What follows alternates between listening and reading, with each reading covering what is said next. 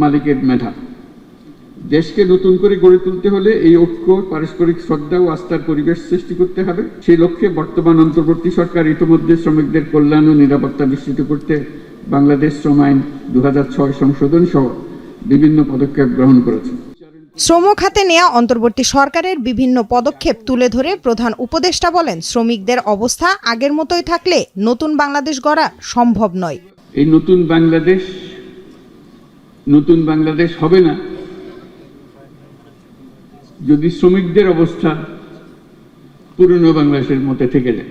আজ এটা আমাদের সবার দায়িত্ব। শ্রম সংস্কার কমিশনের সুপারিশ বাস্তবায়নের মাধ্যমে নতুন বাংলাদেশের ভিত্তি গড়ার কথাও বলেন প্রধান উপদেষ্টা।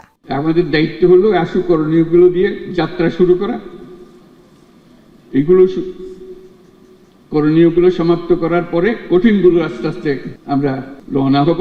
কিন্তু এটা বাস্তবায়ন না করে জাতির কোনো গত্যন্তর নাই।